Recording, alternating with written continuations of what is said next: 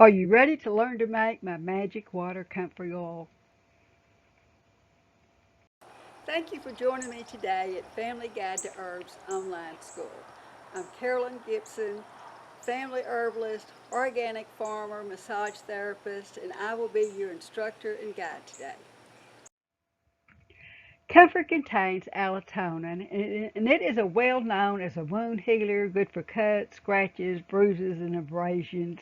It is an anti-inflammatory. Its astringent properties is used in any sort of hemorrhages. Comfrey is used as an oil, compress, poultice, or as salves to speed wound healing and form proper scar formation. It is used to treat external ulcers, wounds, fractures, and varicose ulcers.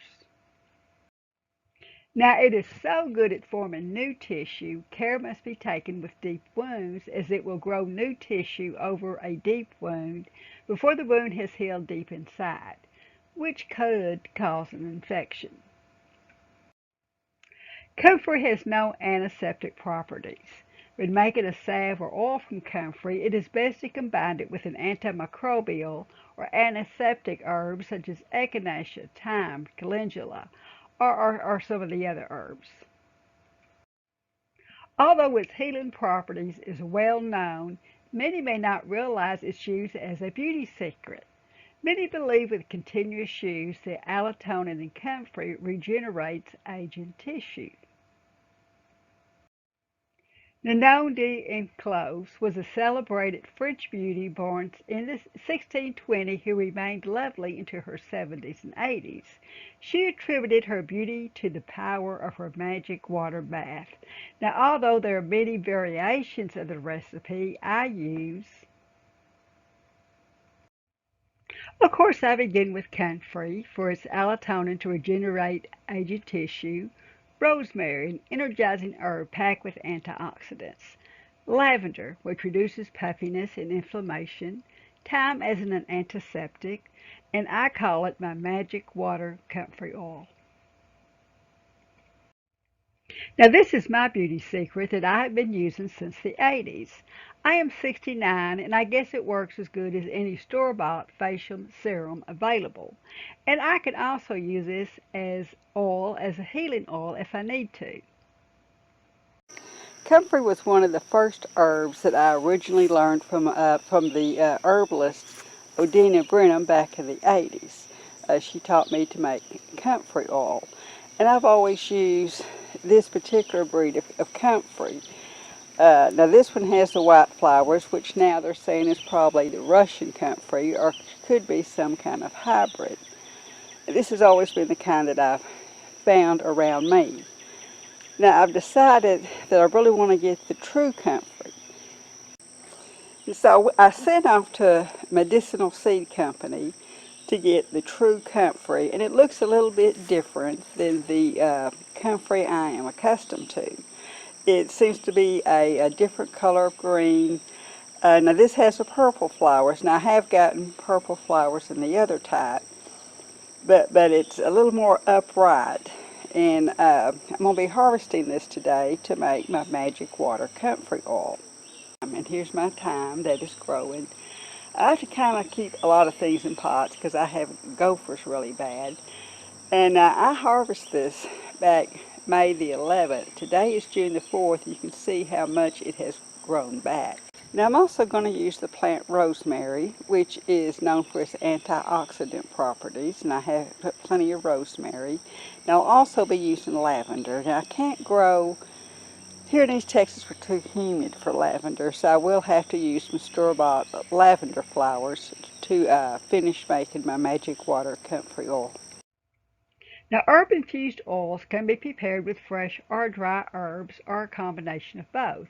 Now, I will first show you making comfrey infused oil with fresh herbs along with the dried lavender I will be adding in. Okay, I'm getting ready to make my famous magic water comfrey oil. Now, I've picked my comfrey. This is some fresh comfrey I just picked.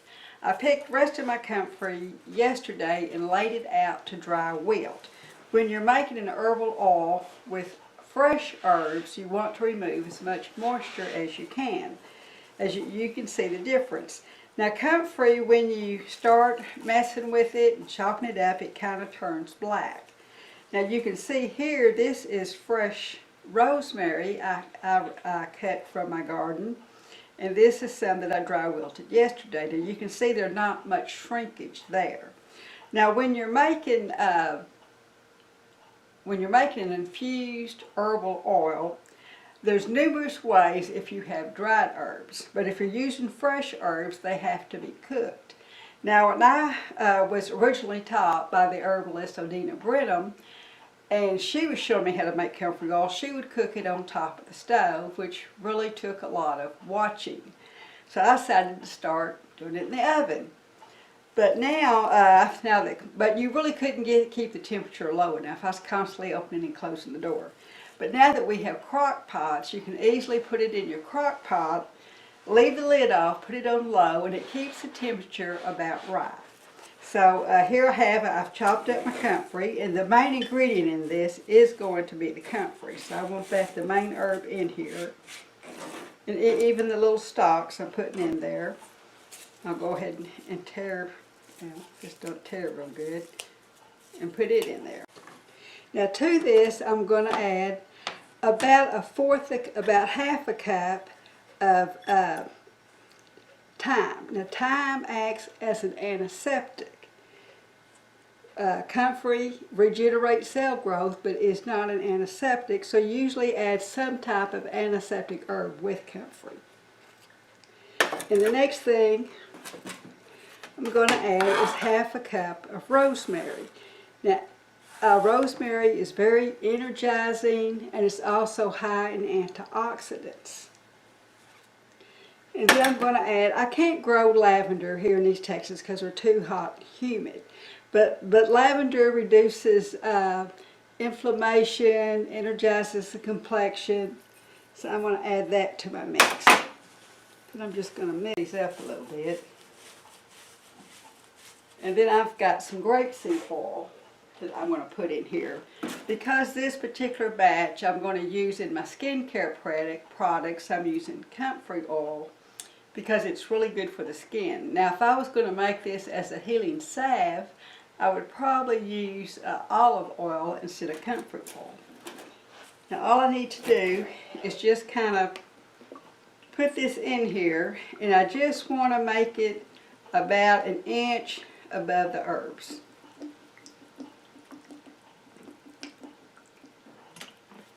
I'm going to give this a stir.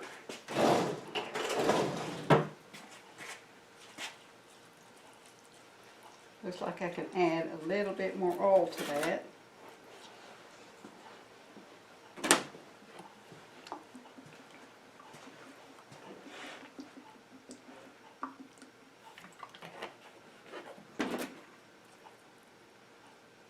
And I am ready to just leave for the day, let it cook overnight, and I'll come back and check it in the morning.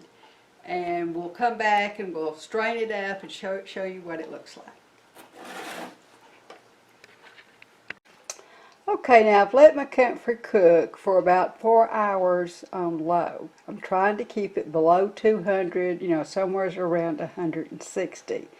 Now I'm ready to strain it, but I'm going to let it cool for 30 minutes or so. Okay, I've let this cool, and now I am ready to pour it. It's a little hard to pull out of a crock pot, but okay. Now I've strained my comfrey oil. I'm going to strain it. I'm going to strain some more of it, but right now just to show you this, and I'm going to add vitamin E to it to help keep it from going rancid.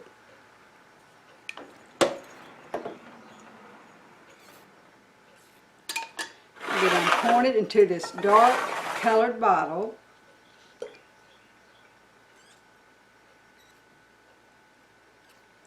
Now I've marked my bottle with magic water comfrey oil, and I've put the month and the year so I'll know how old this is, and I'm keeping it in a brown bottle to help it retain its freshness. You can now add the essential oil of lavender to enhance the lavender benefits or other essential oil of your choice. Now, if you do not have a crock pot, you can always use a double boiler. Now, important to note, do not use a lid. This will cause condensation, which will cause moisture. Oil does not grow bacteria, mold, or viruses, but the least amount of water does. Now, when using dry herbs, the older traditional method is to chop or grind your dried herbs. Place them in a jar that has a tight fit lid. Get them in there. Now you can grind these up further or mash them. And then just add some oil. And you'll want to cover this by 2 or 3 inches.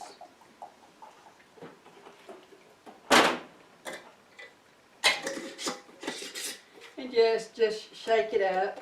And then you would set it in a sunny window for 2 to 3 weeks or up to 4 to 6 weeks. Now when you do this, you want to label your jar with the name of the herbs, the oil, and the date, so you'll know when you can strain it.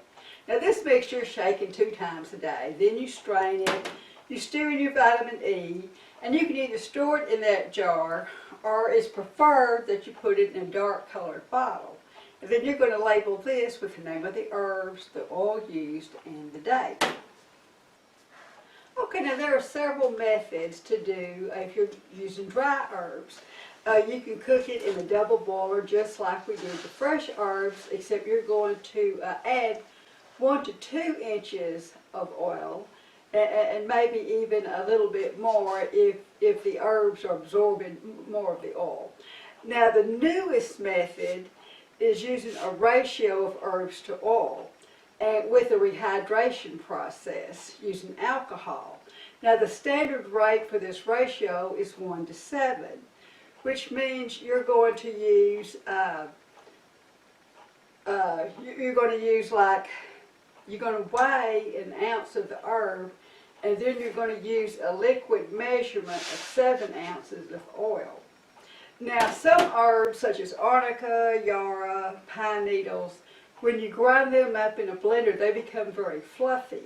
And so the ratio would be 1 to 9. So if the herbs do not move freely in the oil, then you would know that you needed this additional oil. Now most healing herbal infused oils use olive oil, but of course you can use whatever you prefer. Now your supplies you're going to need a coffee grinder, food grinder, or a blender. You're going to need a bowl with a tight fitting lid, or else a jar with a tight fitting lid. Of course you need your slow cooker or your yogurt maker with small jars. You're going to need stirring spoons, you're going to need scales. Of course you're going to need the liquid measuring cup. And then you're going to need your storage jar to store the oil in when you get through. I prefer a dark colored bottle. And you're going to need various funnels. You're going to need some way to make a label. I prefer the painter's tape with the black marker. And of course you need paper towels.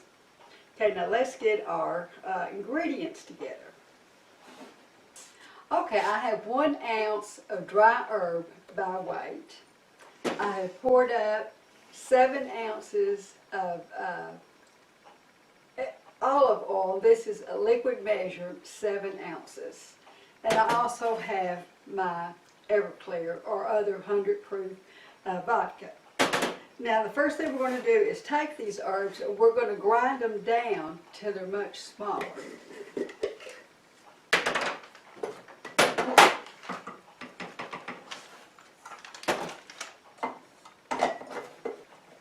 Now we don't want to powder them, we're just making them smaller. The smaller your herbs, the better the properties are going to be extracted, because the more that is exposed.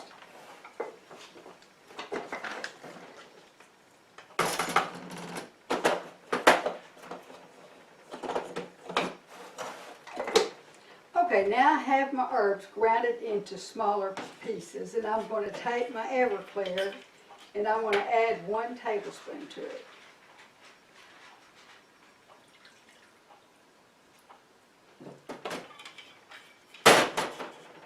Then I'm just going to kind of mix it up with my hands. until it's moist. I don't want it wet or dripping wet. I just want it moist. Now I may have to, I've got some mullet in here that's pretty fluffy, so I may have to add a little more. But it is filled moist. I don't think I need to add any more to it. Now since I do not have a tight fitting lid for this bowl, I'm going to put it back into this jar.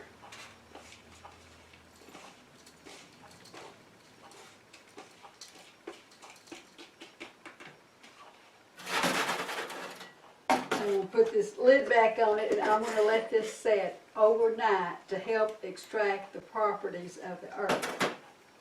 Okay, now this is set overnight. Now I'm ready to pour it into my slow cooker. Now if you have a slow cooker that you can set the temperature to 100 degrees, that would be great. But I do not, so I'm going to put this on warm. But I do want to check it occasionally and make sure on this warm temperature that it is at least getting to 100 degrees. Now I'm going to add my oil.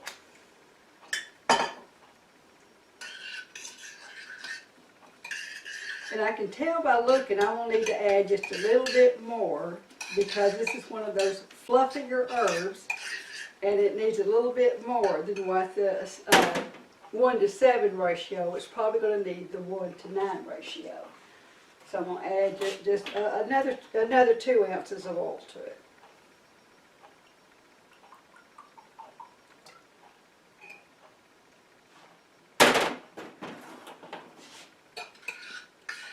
I want it to be really loose in there. Now it's really just a matter of me just leaving it alone and for overnight and it'll extract the herbs and it'll be ready to go. Okay, I've let my herbs cook overnight and now I have strained it into this reusable coffee filter. And now I'm ready to go ahead and add a teaspoon of vitamin E to this.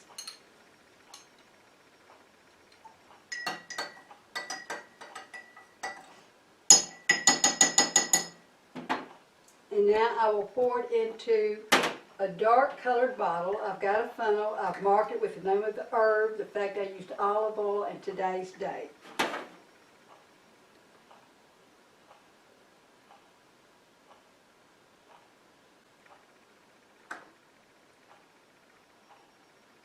Okay, now I'm going to let this completely cool before I put a lid on it because I want to make sure it's completely cool and does not create any condensation, create moisture that would contaminate the oil.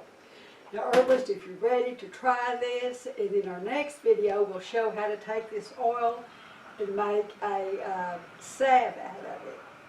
Okay, thank you. Please visit my online school at familyguidetoherbs.com, and if you like this video, please subscribe to my channel. Thank you.